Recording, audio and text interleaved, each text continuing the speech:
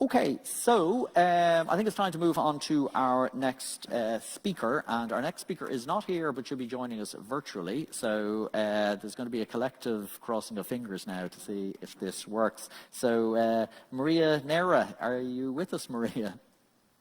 Yes, it's working. Technology is working. Brilliant. Thank you. Now we can see you and hear you. So Maria, you're just for everybody, currently Assistant Director General ad interim in the World Health Organization, and you're going to talk to us about preventing disease through healthy environments. So we can hear you and we can see you, and we're looking forward to your presentation now, Maria. So over to you.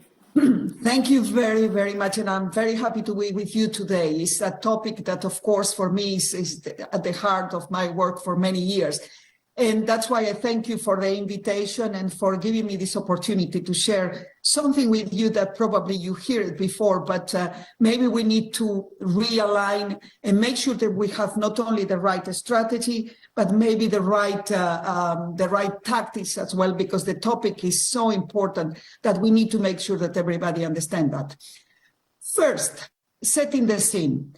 I think this is a figure that you heard before and many times, and at least the WHO is trying to pass that figure.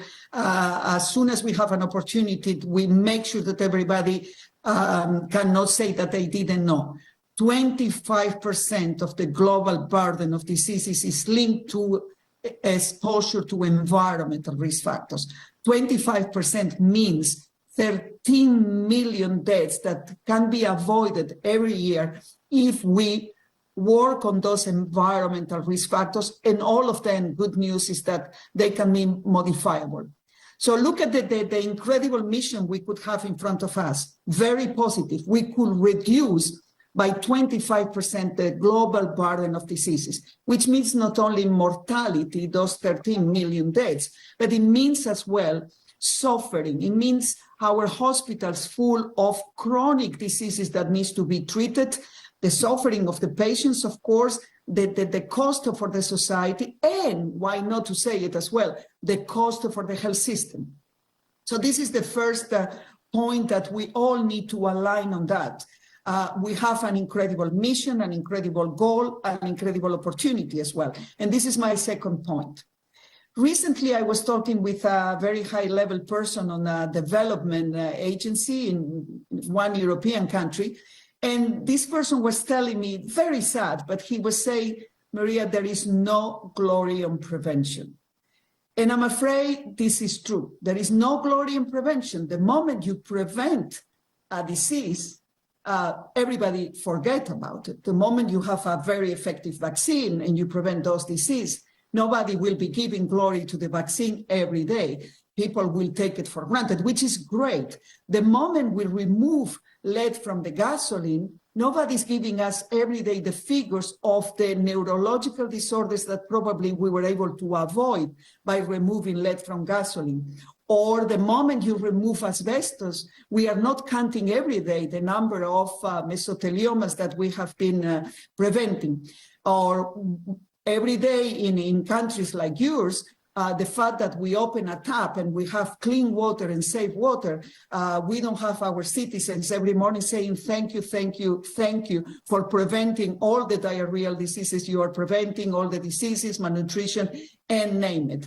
So we need to work with that. We need to figure out how to give glory to prevention again. And maybe the glory will come from, one, quantifying a little bit more, having a stronger narrative, not only on describing the problem, but telling our population how much we are advancing on counting, monitoring the health benefits that we are obtaining from this primary prevention approach. Because after all, and this is my main message, what we are trying to do here on addressing and working on environmental health is the famous primary prevention. So we are not talking at the prevention of once you have a tumor, you need to do a screening, and then an early detection of this cancer will be an important prevention. But this is called secondary prevention. And this is what the general public is very used to. And maybe we need to initiate a very strong campaign on reminding everyone what primary prevention means, the important benefits you can obtain when you go for primary prevention, including the economic one, and reminding our population as well the health benefits obtained. Maybe we need a different communication, a different narrative.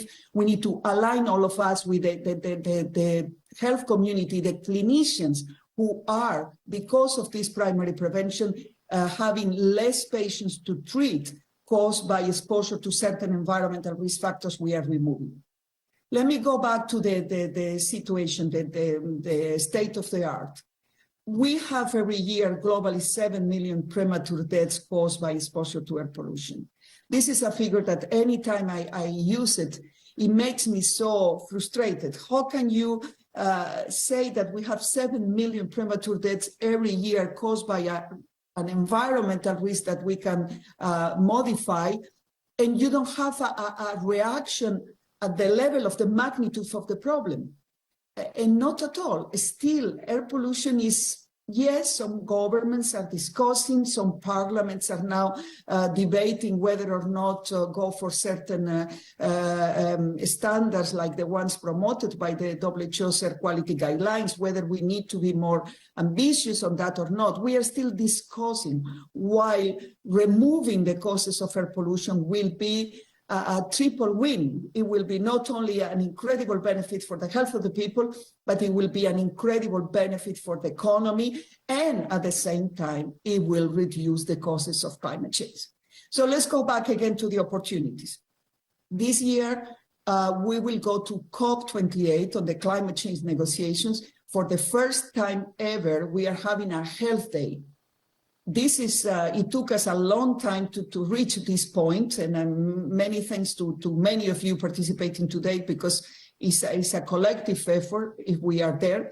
But we need to make sure that we use this opportunity to demonstrate that investing on mitigation of the causes of climate change is probably one of the biggest public health agenda or public health opportunity ever. So it's our opportunity to practice the primary prevention, because we have to insist on 3 transitions that are very much needed. The transition to clean sources of energy, renewable sources of energy, that will be so beneficial for the climate change, stopping the combustion of fossil fuels. But of course, one of the immediate, almost immediate health outcomes will be the reduction of air pollution, and therefore the prevention of all of those deaths occurring because of air pollution.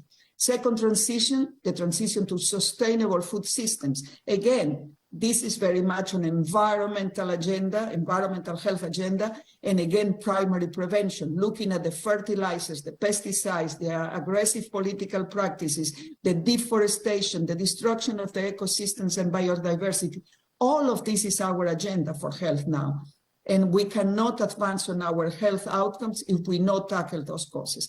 And the third one is the transition to healthy urban planning, healthy urban environments for our people.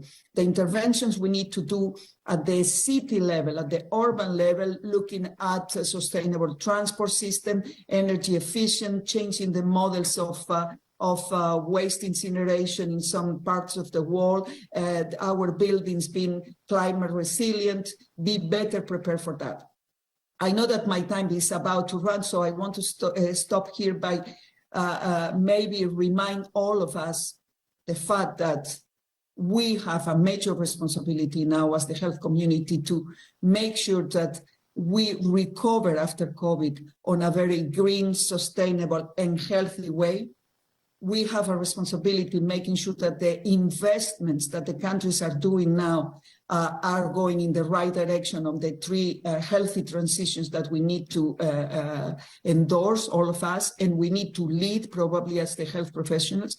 We can as well decarbonize our own health system, and therefore I invite you, all of you, to join ATTACH, the platform of WHO, where we are trying to go for a climate resilient, low carbon, green health systems, decarbonized health systems, zero neutral, zero carbon. And of course, as I say, we need to make sure that we do that at national level, but we need as well your leadership at international level. You are an important partner for us, and we need you nationally and international. Let's hope that aligning all of that with the knowledge we have on environmental health, the knowledge you have and the initiatives you are doing, hopefully we will be able to reinvent the primary prevention and convince everyone that this is the best investment ever, the one that will produce more benefits. And finally, the fact that everybody will recognize that prevention is better than cure. Everybody say it, but I'm afraid we all not believe on that. Thank you very much.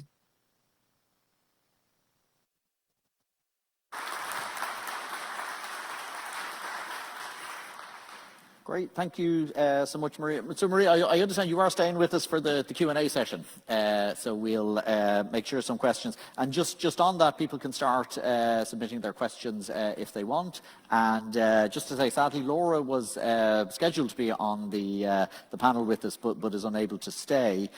So if you direct your questions at Maria and Gerardo, or if there's a general question, obviously we can take that in as well.